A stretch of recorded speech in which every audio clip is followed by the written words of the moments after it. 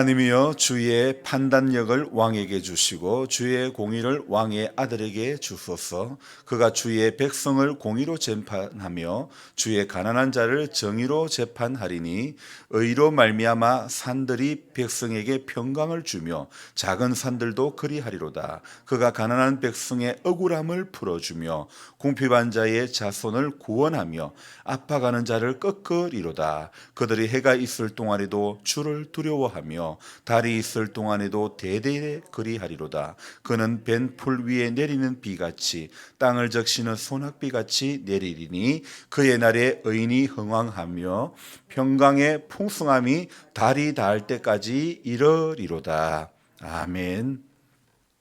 또 새로운 한 날이 시작이 되었습니다. 잘 나오셨습니다. 제가 어제 그 꼭세목 마지막에 이런 말씀을 드렸죠. 동대문 의류상가에 그 물건을 하러 다니시는 분들은 짐꾼이 있었기 때문에 마음대로 물건을 고를 수 있다. 그런 말씀을 하지 않았습니까? 그리고 주님은 우리의 짐을 대신 져 주시는 분이다.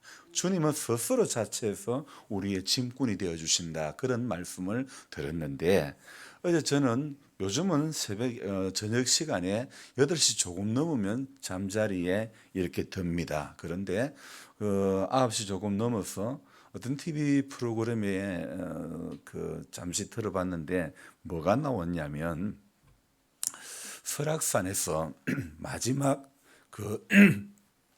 마지막으로 지게를 지고 짐을 지어 올리는 분의 이야기가 나왔습니다. 그래서 그분의 이야기, 이분은 65세이고 이름이 임기종 씨라는 분이셨는데 이분이 10년 전에도 인간극장에 나와가지고 이렇게 지게 짐을 지고 전하려는 그런 이야기가 그때 방송에 나왔었는데요. 2월 달인가 한 TV 프로그램에 나와가지고 그분이 이렇게 짐을 전하려는 그 비용에 대한 이야기가 그 방송에 나왔습니다.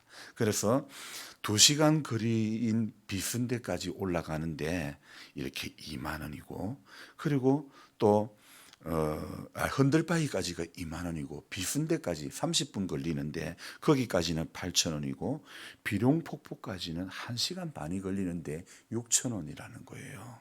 그래서 이렇게 1시간 반을 짐을 져줘도 6천 원밖에 안 되니 왜 그런가 해보니까 거기는 오르막길이 없답니다.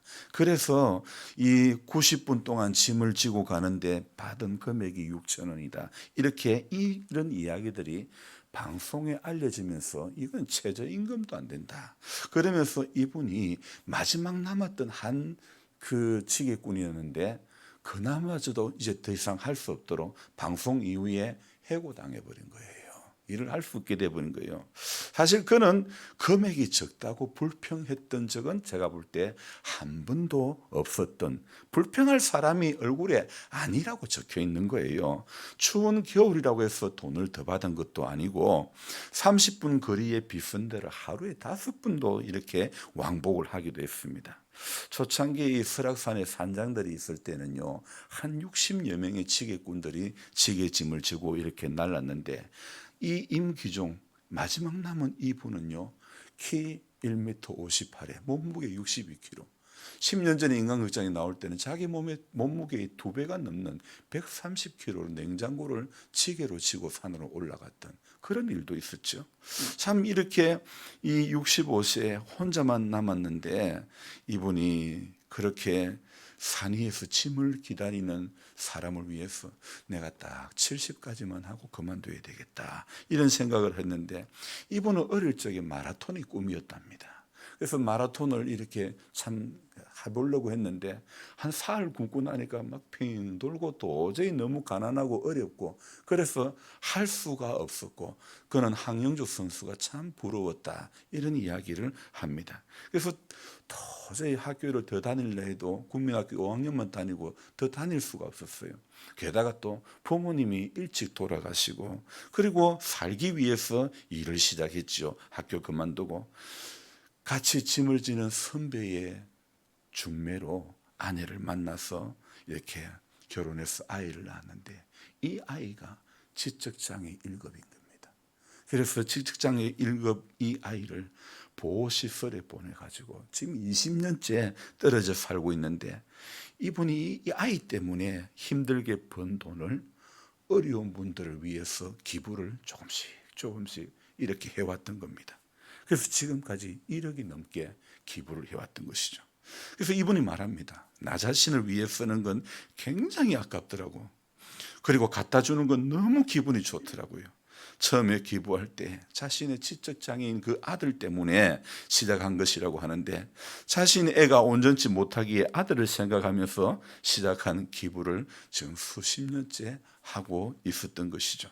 너무 미안하고 산다는 것이 죄인처럼 느껴진다고, 다시 태어나면 나는 마라톤 선수가 되고 싶다고, 금메달을 달지는 못했지만은 그의 삶, 지적장애 1급 아들 때문에 시작한 프로 이어돕기, 설악산 그 마지막 지게꾼, 사람들의 짐을 전하려며 받은 6,000원, 8,000원, 이걸 가지고 1억을 넘게 기부하신 기부천사, 이분은 정말 인생의 금메달감이 아닐까, 이런 생각을 해봅니다.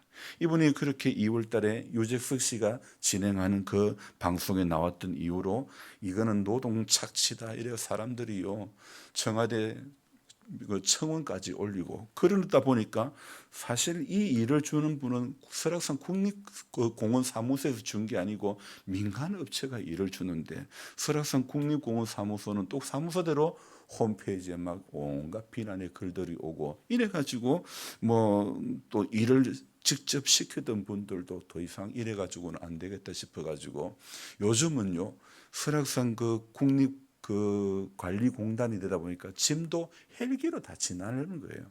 그러다 보니까 짐꾼이 필요가 없었던 것이죠.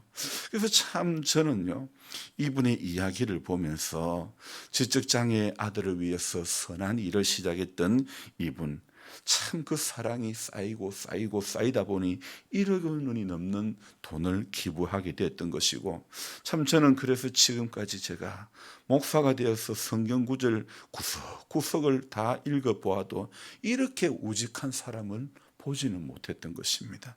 성경에서 그를 비교한다면 딱 한 곳에 비유를 할 수 있는데, 사무엘 6장에 보면 베세메스로 올라가는 암소 이야기 있습니다. 사람으로는 이 사람을 비교할 만한 사람이 안 보이는 거예요.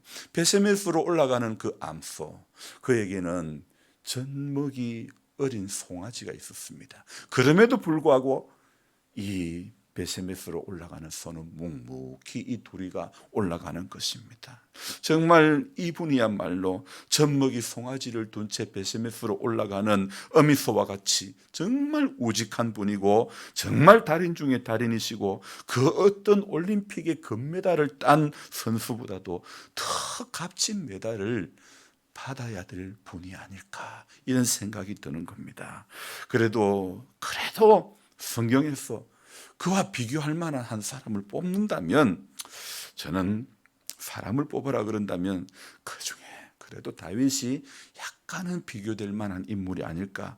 그는 원수의 목전에서 내게 상을 차려주시고, 또 그는 사망의 엄침한 골짜기로 다닐지라도 내가 해를 두려워하지 않을 것은, 이런 고백을 할 수 있었던 것은요 하나님에 대한 믿음의 우직한 고백이 있었기 때문에, 그 우직한 믿음이 있었기 때문에 그런 거 아닐까요?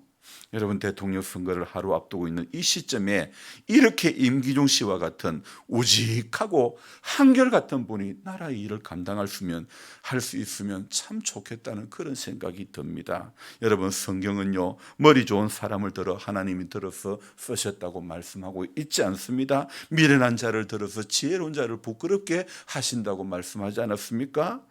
여러분이 우리 옛말에 못생긴 나무가 산을 지킨다는 그런 말이 있듯이, 인간의 눈에 부족해 보이는 한 사람이 묵묵히 자신의 길을 걸어가는 것, 45년째 그 일을 하였던 것입니다. 여러분, 그 길을 묵묵히 자신의 길을 걸어가는, 그게 예수의 마음 아닙니까? 다들 다 자기가 잘났다고 하는 그런 분들을 자기가 다 나라 일을 잘할 수 있다고 난리를 피우고 있는데 그들에게 이 마지막 남았던 이 지게꾼의 우직함이 있으며 한결같음이 있으며 내미는 참 사랑의 손길이 있는가를 생각해 보지 않을 수가 없습니다.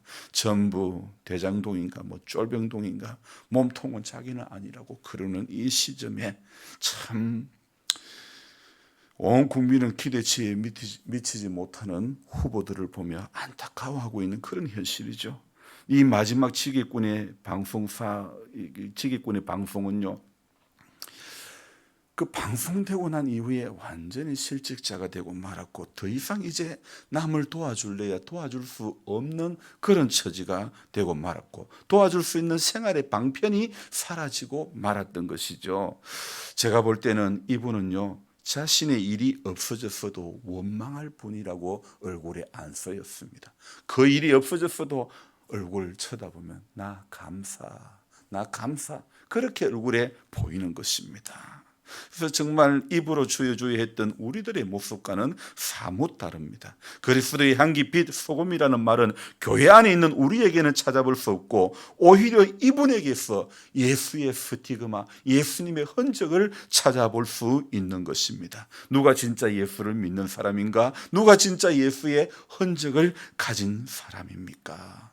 여러분, 그분은 산에 짐을 나른다고 아마 제 생각에는 신앙생활 할 만한 그런 시간적인 여유가 없었던 것 같습니다. 물론 그분이 신앙이 있는지 없는지는 저는 모릅니다. 예배는 안 빠지고 예배는 잘 드리지만은 이런 우리에게는 빛과 소금됨이 없고 기도는 안 빠지고 기도는 잘하지만은 이런 우리에게는 그리스도의 향기가 없고 아니 고약한 향만 내뿜고 있을 수도 있는 것 같은데 이분에게는 정말 샤프란 향기보다 더 고운 향기가 그분의 삶 가운데는 나타나는 것 같습니다. 여러분, 오늘 읽은 저는 성경이 열왕기상 1장에서 6장까지 읽고 그리고 시편 72편을 읽었는데요. 오늘 이 열왕기상의 이야기는요, 다윗 왕의 이야기에서 이제 누구 이야기로 가냐면 그의 아들 솔로몬의 이야기로 바톤이 넘겨져가는 그런 이야기가 기록이 되어 있습니다. 그런데 그 중에 그 가정에 핫깃의 아들 다윗이 맞이한 부인 중에 핫깃이라고 하는, 저를 보세요. 핫깃이라고 하는 그 아내가 있었는데 그 아내에게서 얻었던 그 아도니아라고 하는 아들이요, 반역을 일으킵니다. 자신이 왕이 되겠다고. 그때에 다윗의 잘못을 깨워주었던 나단이라고 하는 선지자가 솔로몬의 다윗의 이 아내 바세바에게, 솔로몬의 어머니에게 이야기합니다. 아도니아가 왕이 되려고 그런다. 그래서 당신이 먼저 가서 왕에게 이야기하시오. 내가 뒤따라가서 또 왕에게 이야기하겠습니다. 그렇게 해가지고 아도니아의 반역을 미리 이 나단이 또 이야기를 해주죠. 그래서 이 다윗의 아내 바세바가 전에 당신이 내 아들 솔로몬이가 왕이 되게 하신다 하지 않았습니까? 그렇게 이야기를 합니다. 그렇게 시작해서 이제 정말 다윗이 죽기 전에 솔로몬에게 왕위를 물려주는 것이죠. 그리고 이제 정상적으로 왕위를 계승받고 난 다음에 이제 또 왕자들 사이에 이 왕위를 계승받지 못했던 아도니아가 반역을 일으켜 왕이 되려고 했던 아도니아가 또 죽임을 당하게 되고 솔로몬은 왕으로서 점점 입지를 굳혀가게 되는 것이죠. 자, 그는 왕으로서 성정을 베푸는 사람이 되기 위해서 오늘 이 72편에 보면 기도를 하는데요. 여러분, 이 기도는 제법 멋있는 기도의 모습이 보여지고 있습니다. 1절에 하나님이여 주의 판단력을 왕에게 주시고 주의 공의를 왕의 아들에게 주소서. 정말. 그리고 또 2절에 이렇게 말씀하고 있죠. 그가 주의 백성을 공의로 재판하여 하며 주의 가난한 자를 정의로 재판하리니. 세번역 성경으로 제가 다시 한번 읽어드릴게요. 여러분은 여러분의 성경을 보고 계시기 바랍니다. 하나님 왕에게 주님의 판단력을 주시고 아들에게 주님의 의를 내려주셔서 왕이 주님의 백성을 정의로 판결할 수 있게 하시고 주님의 불쌍한 백성을 공의로 판결할 수 있게 해 주십시오. 여러분 얼마나 왕으로서 멋있는 기도 아닙니까? 왕으로서 성정을 베풀기 위한 멋있는 기도 아닙니까? 이것은 가장 이상적인 왕이 어떤 왕인지를 알려주고 그 왕이 통치하는 나라는 어떻게 되는지를 알려주는 그런 아름다운 시편인 것입니다.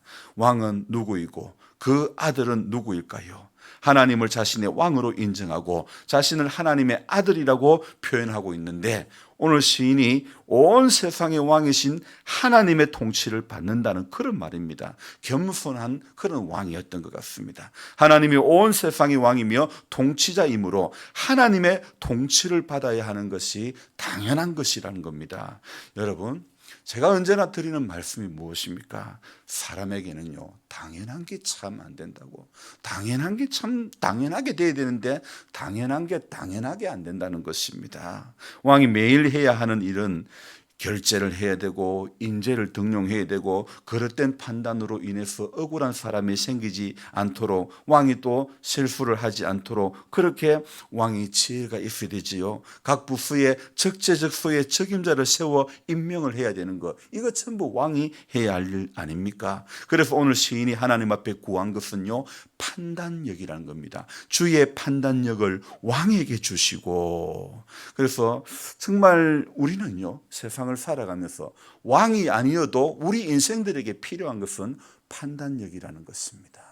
주님, 내가 결정해야 될 일 앞에 정말 지혜로운 판단을 할 수 있는 그런 인생이 되기를 원합니다. 그렇게 우리는 하나님 앞에 정말 잘 판단하고 잘 분별할 수 있는 그런 인생이 되도록 기도해야 된다는 것이죠. 7절 말씀 또 읽어볼까요? 그의 날에 의인이 흥황하여 평강의 풍성함이 달이 닿을 때까지 이르리로다. 자, 이 말을 다시 여러분은 여러분의 성경을 보고 계시고 제가 세 번역으로 읽어드리겠습니다. 그가 다스리는 동안 정의가 꽃을 피우게 하시고 저 달이 닳도록 평화가 넘치게 해주십시오. 자, 여러분이 보고 있는 성경에는 꽃이라는 게 없는데 세 번역에는 그가 다스리는 동안에 정의가 꽃을 피우게 해주시고 저 달이 닳도록 평화가 넘치게 해주십시오. 여러분이 보고 계신 성경하고는 번역이 사뭇 다르지 않습니까? 그리고 또 기도가 너무 멋있지 않습니까? 여러분, 어떤 나라든 어떤 대통령이 어떤 왕이 정치를 하든 여러분, 정의와 불의가 공존하기 마련 아닙니까? 정의가 실현되면 억울한 사람은 없어지지만은 불의가 실현되는 곳에는요, 억울한 사람들이 반드시 생기기 마련 아닙니까? 저는요, 여러분 저를 봅시다. 저는 자세한 내막은 잘 모릅니다. 그러나 10년 전에 부산 저축은행 사건에 그 부산 저축은행 사건이 10년 전의 사건인데 이것이 왜 대통령 선거를 앞두고 수면 위에 떠오르는 것입니까?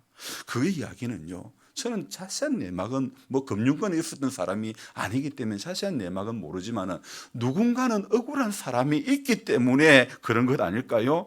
그때 피해자만요, 적어도 얼마가 되냐면요, 3만 8천 명이 피해자가 그 저축은행 사건으로 피해를 입은 사람이 4만 명에 가까운 사람이 피해를 입었다고 하는 것입니다. 그 사고가 막상 터졌을 때에 그 일에 대한 정보가 없었기 때문에 사람들은 그냥 당했던 것입니다. 어디 한 군데 하소연할 데도 없고 들어주는 데도 없습니다. 평생 모은 돈을 다 잃어버리고 거리에 나앉거나 병이 들거나 스스로 이래 살아서 뭐하겠노 목숨을 끊은 분들도 여럿이 있었다고 합니다. 제가 아는 목사님도 일하는 목사님이셨는데 이분도 모은 돈 몇천만 원을요 그냥 한순간에 다 날리고 말았다는 그런 하소연을 했던 것을 제가 기억합니다. 여러분, 얼마나 한이 맺혔는데 얼마나 억울한데 그 피해 금액 중에 1,000억 원이 이게 대장동으로 건너갔다는 이야기가 있습니다. 그리고 이것을 수사를 했던 검사가 대통령 후보 중에 나왔다고 하고 그리고 이것을 무마를 또 해줬다는 것입니다. 모르겠습니다. 정말 어느 것이 진실인지 모르겠지만은요, 정말 오늘 이 말씀 따라 왕은 자신이 통치하는 나라가 정의가 꽃을 피우기 위해 해달라고 기도하고 꽃은 향기롭게 꽃은 향기가 있으면 벌과 나비가 날아드는 거 아닙니까? 평화와 행복과 기쁨과 감동과 감탄이 다가오는 그런 세상이 되어야 되지 않겠습니까? 오늘 여기 보니까 7절에 달이 닿을 때까지, 세 번역에는 이 뭐라고 했습니까? 달을 또 세번역 성경에 다시 달이 닳도록 평화가 넘치게 해주십시오, 이렇게 기도하고 있는데요. 자, 달은 밤을 밝혀줍니다.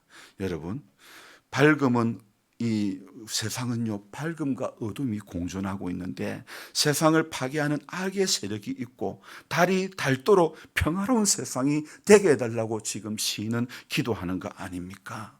여러분, 시인은 오늘 자신의 나라가 이처럼 아름다운 나라가 되기를 소망하며 기도하는 것입니다. 오늘 이것이 20대 대통령 선거를 앞둔 우리가 소망하고 기도해야 될 기도의 제목이 아닙니까? 정의가 꽃을 피우고 달이 닳도록 평화가 넘치는 나라가 여러분 어디에 있습니까?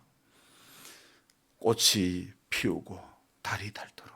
꽃을 아무리 피워도 이제 꽃이 피는 시기가 있습니다. 마찬가지입니다. 아무리 좋다고 해도요, 다 정권은 바뀌고 마는 것입니다.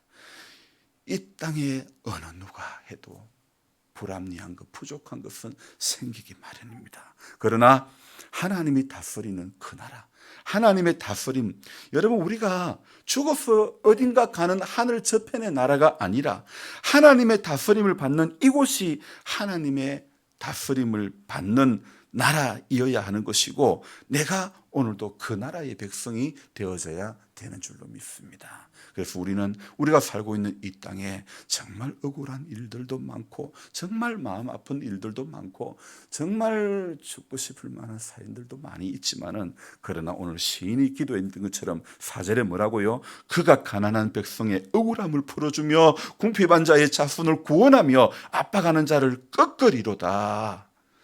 그들이 해가 있을 동안에도 주를 두려워하며 달이 있을 동안에도 대대로 그리하리로다. 여러분, 하나님을, 주를 두려워하면요, 대대로 그리할 수밖에 없는 것입니다.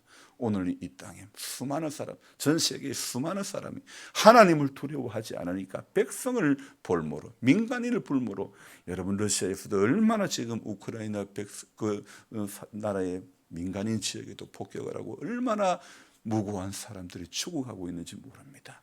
오늘 이 시인의 기도처럼 그의 날에 의인이 흥왕하여 평강의 풍성함이 달이 닿을 때까지 영원토록 그렇게 이어지기를 간구하고 있지 않습니까? 우리는 세계의 평화와 이 나라의 평화와 안정과 번영을 위해서, 우리의 믿음을 위해서 하나님 앞에 또 기도하면서 나아가는 그 길밖에 없는 것입니다. 시인이 자신의 나라가 이렇게 되기를 간구했던 것처럼 저와 여러분들이 우리 안에 하나님의 나라가 이렇게 오늘도 이루어지기를 원합니다. 주님, 우리가 살고 있는 세상 나라는 이렇게 불완전한 것이 너무 많지만, 주님, 우리가 소망하는 하나님의 나라는 내 안에 이루어져서 오늘도 이 하루에서 삶을 살아가는 동안에 세상의 나라와 돌아가는 것 똑같은 것이 아니라 세상은 전부 다 썩어져가는 구습을 쫓아간다 하더라도 우리는 주님의 평강이 마음속에 넘치는 주님의 그 나라를 바라보면서 여러분, 오늘도 이기는 자 되기를 주님의 이름으로 부탁합니다. 기도하겠습니다. 하나님 아버지, 고맙고 감사드립니다.